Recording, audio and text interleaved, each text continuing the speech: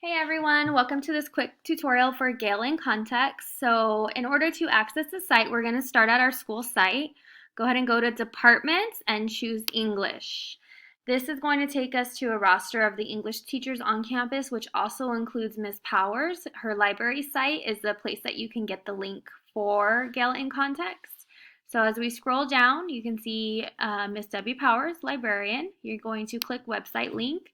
That's going to take us to her library site. It has a lot of good information if you've never been here before.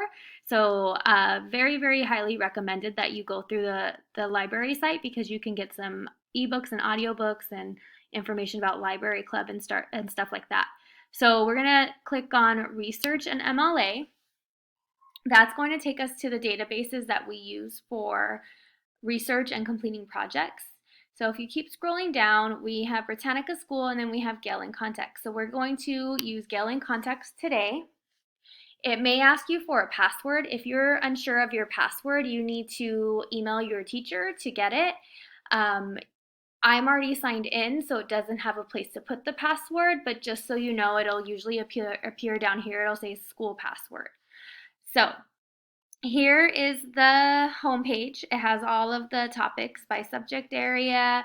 There's other resources. There's a highlighted topics of interest. But for now, we know what our topic is. It's Earth Day. And according to our Google Web Quest directions, we are going to complete research on our topic. We're going to find two sources of information, a news article or a news source, and a video or audio clip. So you're going to get two out of those four that supports the topic that you choose. So the top possible topics are listed here.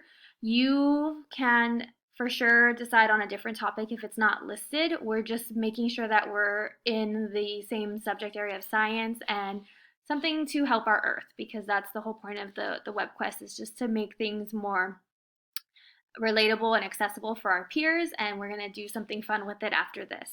So I'm going to go back to Gale in Context. And I'm going to just search climate change because that's a topic that I think is going to get a lot of bang for my buck. So if I'm here, I can see all kinds of different keywords.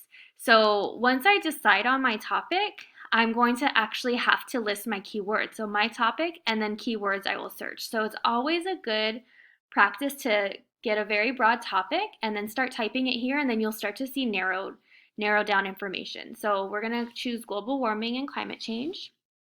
Okay, so they have overviews of what it is, and then they have our reference section, biographies, images, videos, audio, news, magazines, and related topics down here. So you can actually see, from one topic you can decide on something completely different. So it's really nice. It's a really nice database to kind of play around with to get information. So let's go ahead and talk about the effects of global warming. So I selected this. You could see that my published date is 2017, so that is great because I can only pull research articles for the last 5 years. That's a part of the requirement for this web quest.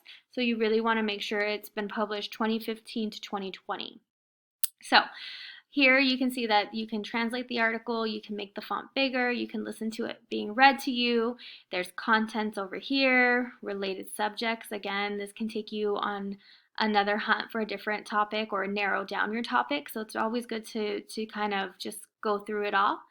Your fast facts about it, and then basically it has our sections lined out really nicely, and then finally words to know. So down at the bottom you'll find your source citation. We're going to keep it MLA because that's what our school is doing.